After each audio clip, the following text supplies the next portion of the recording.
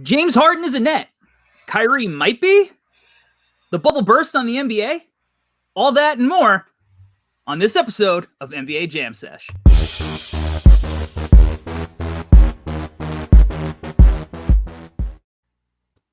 All right, what is up, everybody? Big episode today. This is the biggest NBA news in a while, I think, right? Yeah, I mean, it has to be the biggest trade ever, right? In regards to picks and everything like that was exchanged. I mean, unbelievable. Like it's got to be one of the biggest hauls as far as picks. I guess we'll get into it in a little bit of how much those picks are actually worth, but I mean, outside of like the NBA season being canceled, just from a player perspective, I feel like this news is just monumental. I don't know. I feel like it's a bigger deal as far as a news story goes than the Anthony Davis trade was. I guess because we knew that he was going to the Lakers if he was going anywhere. I think the Kawhi one would be the bigger, or the Paul George trade Kawhi at the same time situation. That was huge. That was huge. That happened overnight. I didn't get that one till the morning. Sure. But James Harden is he's finally a net. And this would be really exciting for us personally if we were allowed to actually go to basketball games living so close, but we can't. But I guess what it does do is now the Nets are real, legit contenders. Yeah, for sure. Now, I mean, there were definitely contenders before, but this is definitely. I don't think we've ever seen anything like this. You know, a real three-headed monster like this. Can you compare any team or anything like this before? Just the young Thunder, but they were young. Sure. So it was a way different thing because Harden was the perfect kind of third fiddle for that situation. He wasn't Megatron James Harden yet. You know, he was individual, version of that.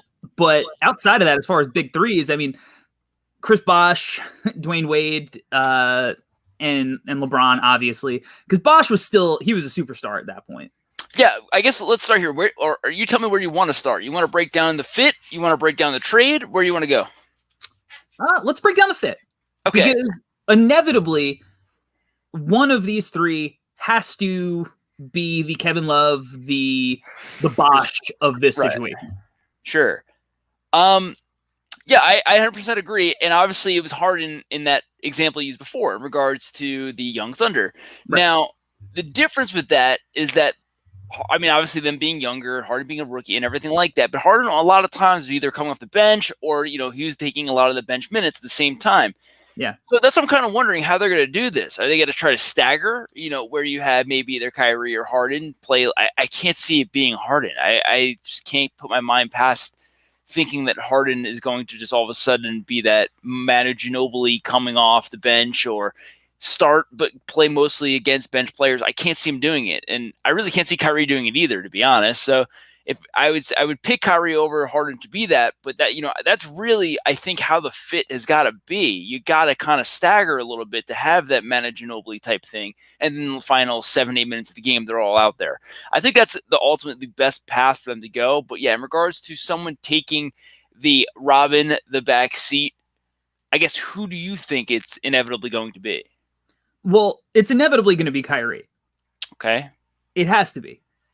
Because Harden is just flat out better. So my counter to that is, for sure, Harden's flat out better. And Harden, I think it might be Kyrie only since because whatever the hell's going on with himself and he's alienating himself. But I could also see KD doing it only because I just think KD can be better. He can do more stuff off the ball. I mean, he can do everything else. He can be that glue. They're going to need him to defend, every team's best players. They're going to need him to go get boards. They're going to need him to kind of be, that glue piece. So, which kind of hurts though, because KD, you don't want to take the ball out of his hands because he's probably the best player on the team. Well, that's it. I agree with you. He's obviously the guy that is most seamless as kind of the third banana. And he, I think, is probably the most unusual player in this circumstance from that perspective, because he could be the guy that you're looking at as the number one. He could be the guy that you're looking at as a number two, or he could play that Chris Bosh. He could be any of the big three on any given night. And I mean, he does have the kind of personality where he might be okay with it on Yeah. but inevitably at the end of a game, I mean, who do you want the ball to be in their hands more than Kevin Durant on this team? Right. No, for sure. And I don't even think that goes without question. And that's going to be the difference is that, is Harden going to be able to not want the ball, it's 5 minutes to go in a playoff game? And unfortunately, that hasn't been successful. So I think that Harden is still going to have the highest usage. Yeah, I don't think that's going to change. We keep hearing that Harden all of a sudden is going to have to learn to play with the team again. I don't think so. I don't think he'll need to be honest. No, I don't think so either. I think his usage will be lower, obviously. But especially with Kyrie out again, the Kyrie is obviously whatever the hell that is. We'll get into that. Just from a fit perspective, I mean, look, I want the ball in his hand more so than I think Kyrie anyway. Just not even from like a perspective of he's such a great scorer. He's still one of the best playmakers in the league. Oh, for sure. And that's the difference between some of these super teams. Like he kind of can fit in anywhere just from a skill set perspective. Mentality wise, obviously that's what we need to see. But he also, I think he has to be at the point where he's like, I'm going to have to sacrifice a little bit. Because if not, if all he was doing was, hey, I'm trying to get buckets, you just stay in Houston and do that forever. He wants to go to Brooklyn, obviously, to play with his friends, be in a major city, and have a legitimate shot at winning a championship. So I do think we'll see mentality-wise a shift from his play style. Because, obviously you would say, well, why didn't that happen in Houston with Russell Westbrook or Chris Paul, whatever? And that's because the team was built around him. Right. This is very much so not built around him. He's coming in from an outside perspective, and I think that makes it a little bit different. No, I agree for sure. I mean, Harden's too fucking good. It's not like Harden... It's not like he's not like Russ, where Russ needs the ball in his hand, and Russ without the ball, he's not a great off-ball player. There's just not much in Russ's arsenal that he can offer if he's not carrying the ball at a high usage. James Harden is still a great fucking shooter. He can still drive and kick. He can do whatever. Russ can't shoot. It's hard to be an off-the-ball player guard when you can't shoot the ball. So that being said, realistically, Harden can do it all offensively. There's no secret there. And he's gifted enough to do whatever, and that's not the question. Their offense is going to be sick.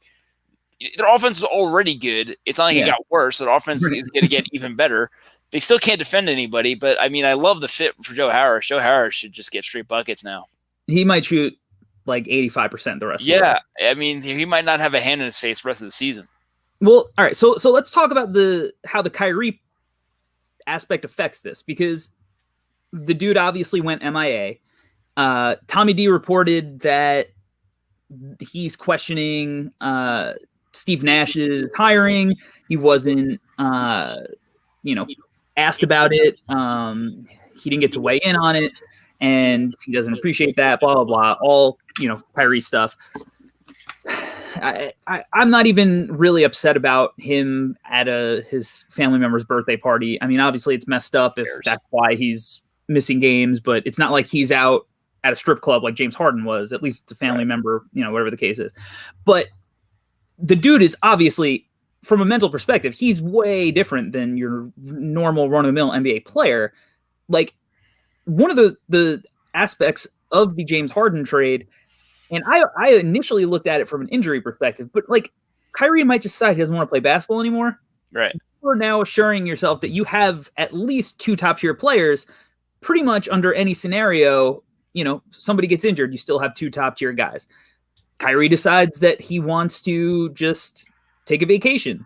You still have two top tier guys. But is it possible that he is just Andrew Luck?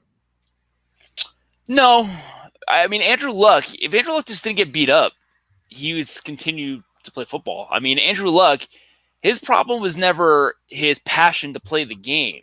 His problem is his passion to play the game at a high level with his body feeling the way it is. I mean, the Colts drafted a quarterback and then didn't decide to boost his offensive line until 5 years into his career. So that being said, Andrew Luck took a beating. I mean, every year he was the most sacked quarterback for years and years and years. So, it gets to a point where, you think of yourself as some player, and if you can't achieve that level of player, it really does ruin the game for some people. It's just not fun. And then on top of it, to constantly have to be, doing surgeries and everything like that, it's just brutal. Kyrie, I don't think is that guy. I don't think that's Kyrie's issue. Kyrie's issue is he's a bad case that just can't be happy. And I think in general, he's looking for this euphoria. Wow. Is this basketball ecstasy that he can't find. It's nonstop with him just unable to be happy. I just don't get it. It sucks and it's frustrating. I kind of feel bad for him in a way, but it's like, if it ain't going to work in this situation, how is it going to work anywhere? Oh, for sure. I think that's the underrated point that you touched on, of he has a case of just not being happy. Yeah, he just can't be happy, and it sucks. It's that grass is greener syndrome. It's that, and something else is always going to be better, and I'm missing out. It's that FOMO, and it's just like, dude, you got to kind of appreciate what you got, and then it ties into this sense of entitlement at the same time. It's just like, dude, you got to stop being selfish here. Some things are more important than you. I get it. You have one career, and it's a small window, but you're going to spend that window just complaining about Steve Nash being a coach a month after that the season started. Like, come on, man. Like, obviously KD had the connection to get Steve Nash in here from Golden State. Like, that's obviously, that can't be, that's obviously 100% true. So that being said, like, you're going to tell me not one time KD brought it up to you that, hey, how do you feel about Steve? I don't buy it. I don't see it. And on the other side of it as well, like, all right, well, who the fuck are you? Why do you get when do players get to pick coaches? I just don't get that. I get it. You're a star player. You should have some input, I guess. But at the end of the day, it's not your decision. Yeah, I mean, look, it's definitely nice to give your star players input on who they're playing for. And hiring a first-time coach, I get why you might be weary of that. But it's not like they hired me to be head coach, right? Like, it's not some college guy either. I mean, Steve Nash, obviously he was around the Warriors the entire time. Right. Like, besides being a two-time MVP. Two-time MVP, but it's not like he was a two-time MVP with the reputation of Michael Jordan, tampering down on his teammates. He's Steve Nash MVP with reputation of, oh, this guy is the best teammate possibly ever. Like, do you think Steve Nash walked in there and was like, Kyrie, I want you to start working in the post more? Like, what is going to be different for Kyrie's life with Steve Nash's coaching decisions? Like, it's going to be the same thing. Like, Steve Nash isn't all of a sudden going to change the way Kyrie plays or sees this entire game. Let's be real. No. Kyrie, Steve Nash's main job in there is to get the young guys on board and help them develop within the system as well. Yeah. And look, he's in a weird situation. I don't think Steve Nash is blindsided by any of this. I think Steve Nash is smart enough to be like, oh, Kyrie Irving could be a little off sometimes, a little bit of a recluse, not the best run at the end of Cleveland or Boston, might be a little challenging. I think I can handle it. At least I have my boy Kevin Durant. We'll see how that plays out. I think they're going to continue to be great. Like I said, I bet on them before the season without James Harden to win the title. I feel better about those odds with him, even if they did have to give up, nice young players. Right. So I guess let's talk about, we'll go into the center position. DeAndre Jordan is obviously not the answer at center. They just benched him, but inevitably they're going to get a buyout guy, right? Yeah. I'm not worried. Like, somebody is going to get bought out and they're going to get him. You're telling me, not that they don't, they don't have a draft pick forever, I guess, but you're telling me they can't figure out a way to, like, get Nerlens Noel? That hurts my feelings, but yeah, sure. Like yeah, for the 2030 pick. Yeah, I think so. Like, they'll figure out some kind of scenario like that. Like, I don't know. Are the Bulls going to be married to Daniel Gafford? Right. Like, they could find some rim-running, defensive-minded big. And like you said, inevitably somebody is going to get bought out. Yeah, I have it this. They need it because if their matchup against the Lakers, it's still not pretty. Like, No. I guess you put AD. I'm sorry, you put KD on 80, and then what the hell are you doing with LeBron? Then you're probably better off putting Harden on AD and putting KD on LeBron because somehow the matchup still sucks. Yeah, when they go big, it's still tough. I mean, Brooklyn does. I might be blanking, but Brooklyn does need kind of that swing, defender, right? Like they need that. Oh yeah, no, they don't have that PJ Tucker kind of guy for when they go small. Probably gonna be PJ Tucker. I think if they could have gotten PJ Tucker, they probably would have in this trade. I don't know how did they not like. You're gonna tell me that was the stop? That was the stopping point. Right. I mean, because seriously, they got basically what equates to almost 8 possible first-round picks, right? Right. You tell me, like, the Rockets are holding out so they can get 1 extra first-round pick for PJ Tucker. It's not going to be a lottery pick. Like, no one's giving up a lottery pick because the only teams that are trading for him are going to be good. You're telling me they wouldn't have, at the end of the day, if, whoever the GM in Houston, if he was like, hey, sending Harden to Philly if you don't just include Tucker. I mean, the other side of it too. I mean, if you're the Nets, you're not going to ask for him. Like I don't know. Again, we have no idea if they ask for him for not. But even if they ask for him, you're going to tell me Houston's going to be like, no. Yeah, like, that's what I mean. This is a deal breaker. We're not going to get these 8 first-round picks because of PJ Tucker. Yeah. I don't know. They need PJ Tucker on that team. Yeah. So at least the equivalent. Yes, for sure. So I guess now, do you want to break down the trade and see? Yeah, I mean, let's. I think that look, if you ask me, I would have rather had Ben Simmons. Okay. It would have been nice if you could also get Tyrese Maxey. Of course, sure. He's looked great. Went in the early 20s, had him top 10. That's neither here nor there. But he's not a deal breaker for me. I think Ben Simmons is the kind of guy that right now on the surface, if you're Houston, not a great fit because you have John Wall, whatever. But he is a all NBA player locked up on an incredibly long contract who has been playing in a good but not great situation in Philadelphia due to the fact that he's playing with a big man who is better than him. But if you put him, in my opinion, and we've talked about this, in that Giannis-like role where you surround him with shooters, let him play some small ball center in spurts and just spread it out where his lack of shooting isn't as big of a deal. Now I think, you're looking at a different player than a guy who, is just, he's afraid to shoot, whatever you want to say about him. I'd rather have that than Oladipo and the picks, especially because, you're not going to get, in my opinion, a really high pick until way, way later.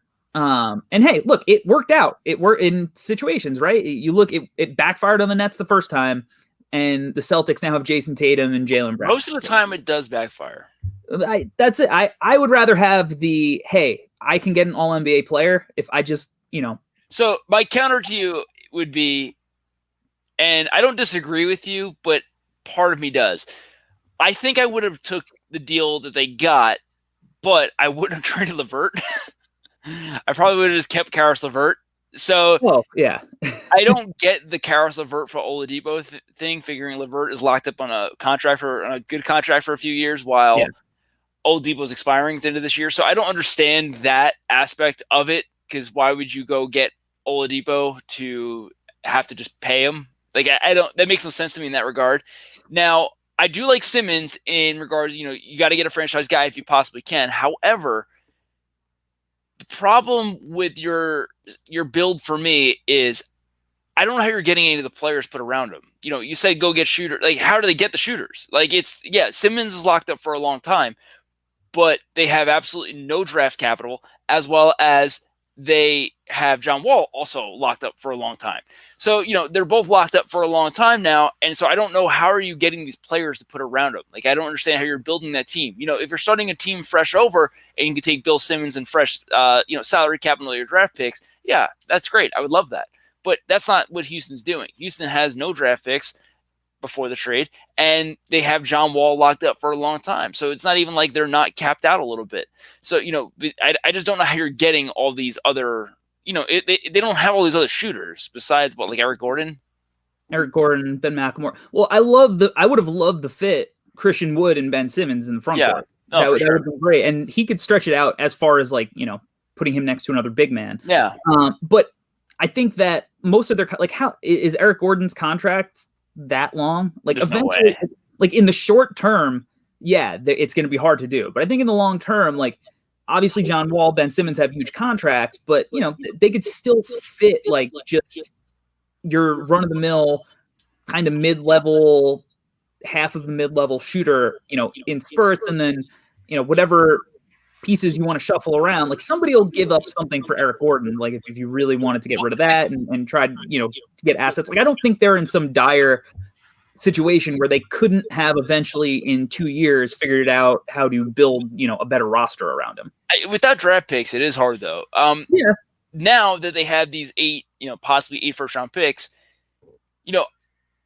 those picks at 2026, 2028, those picks can be possibly great because for sure the realism of the situation that James Harden, Kyrie, and KD can all opt out in a year and a half.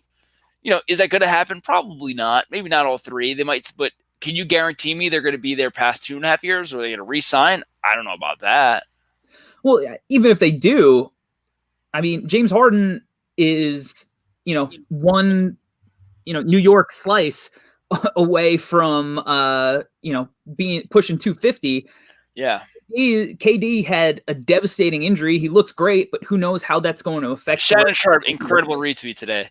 It was Nets big 3, and it was a picture of KD in one corner, Mark Henry in the Nets uniform in one corner, and then just empty space in another corner.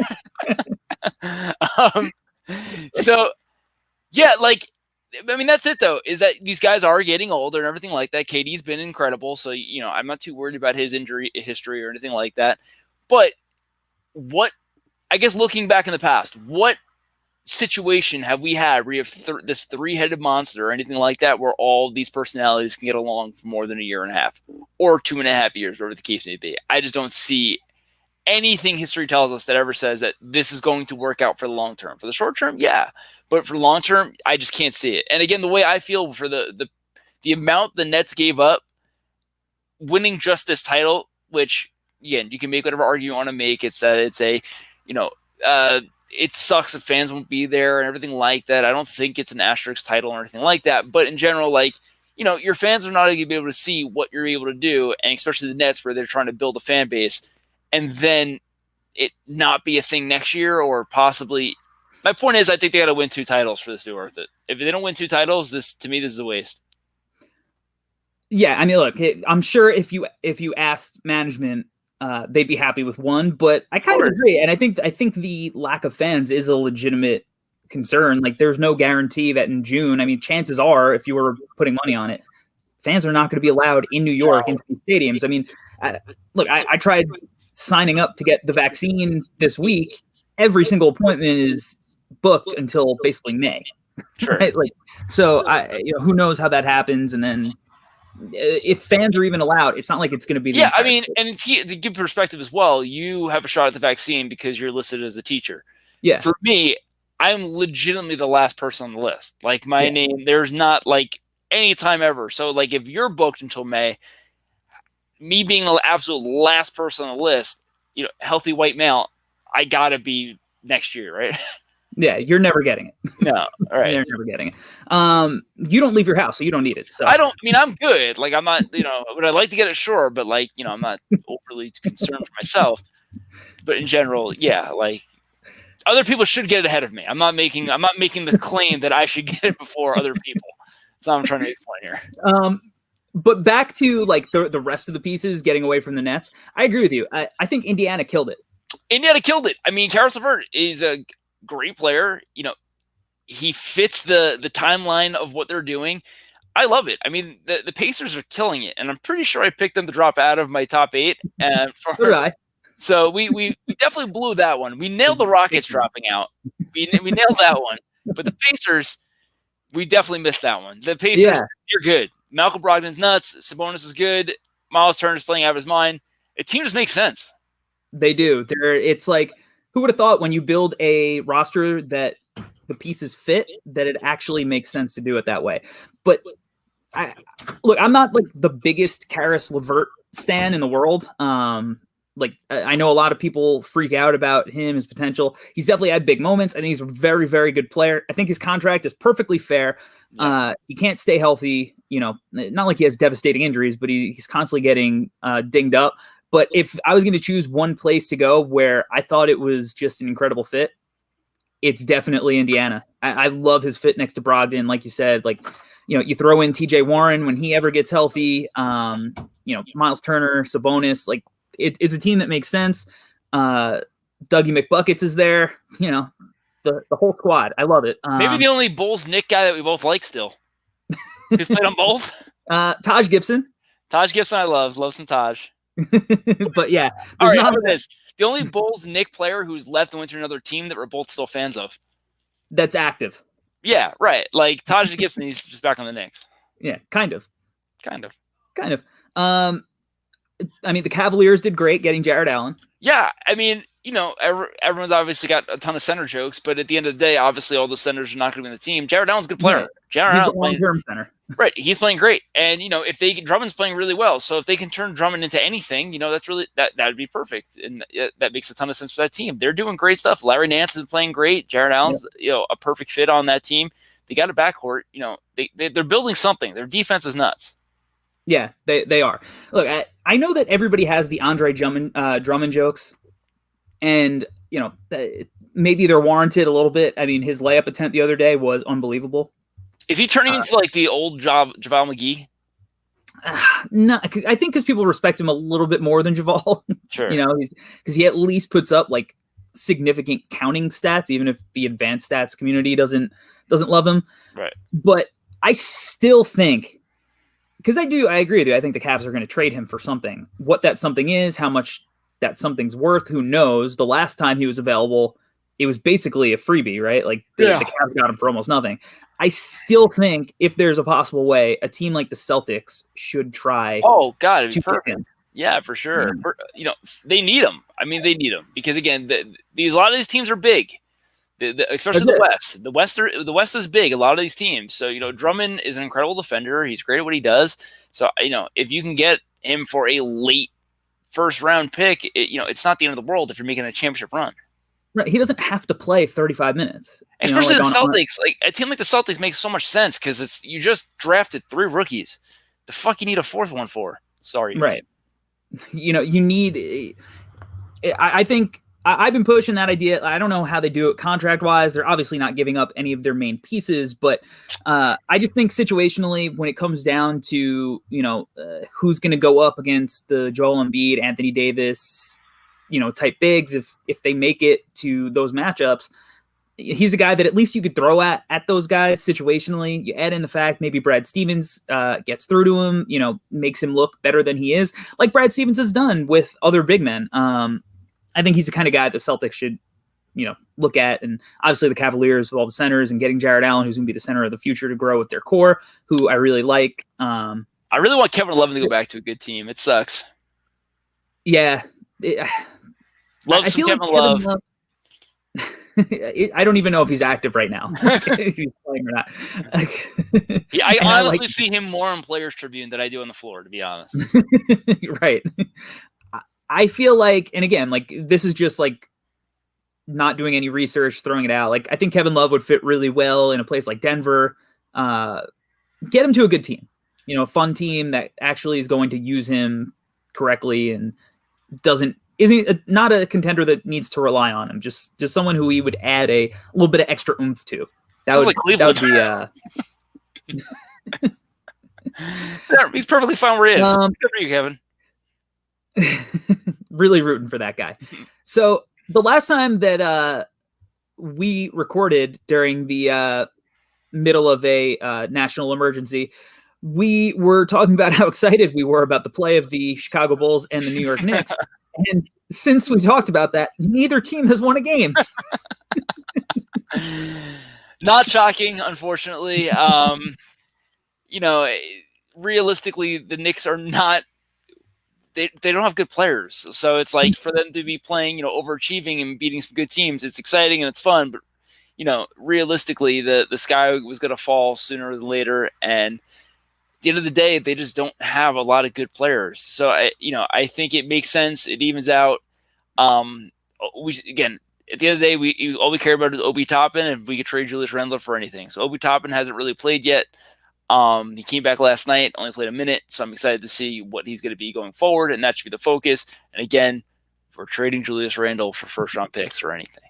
Yeah, so I think that was something that transpired over that little Knicks run. On the other side of it, I don't think Dallas has lost since last time either, which really hurts the Knicks too. Lucas really rounded into shape there. He's really coming back. Yeah, they're really rallying over there.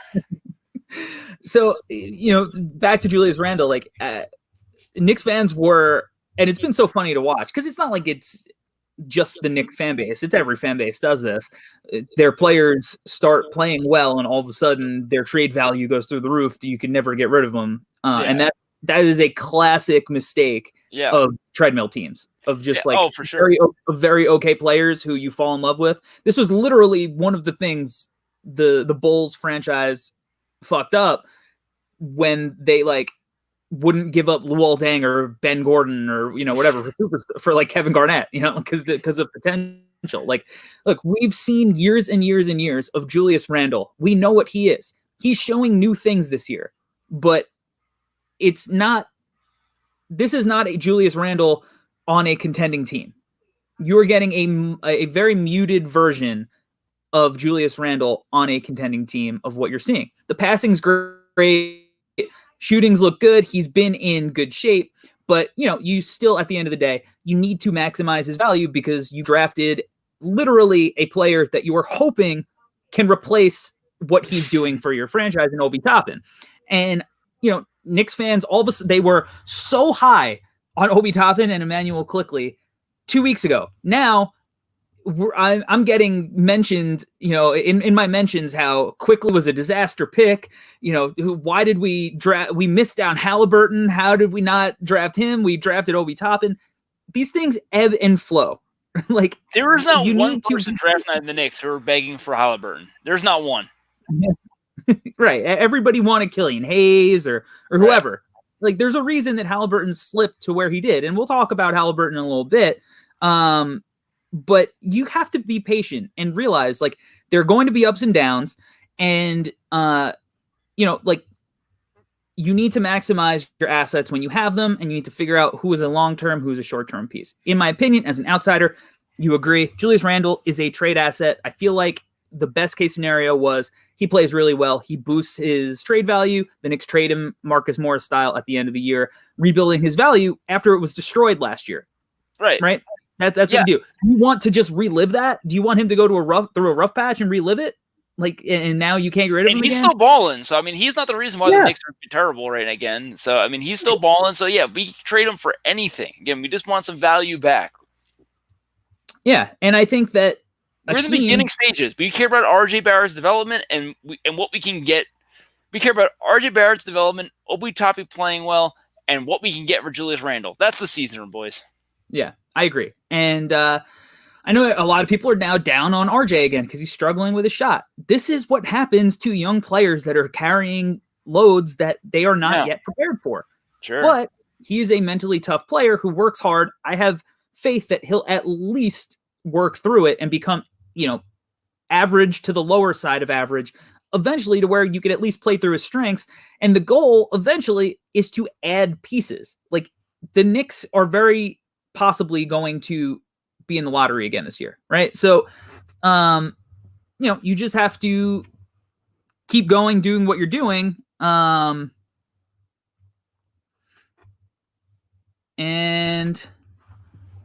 build from there.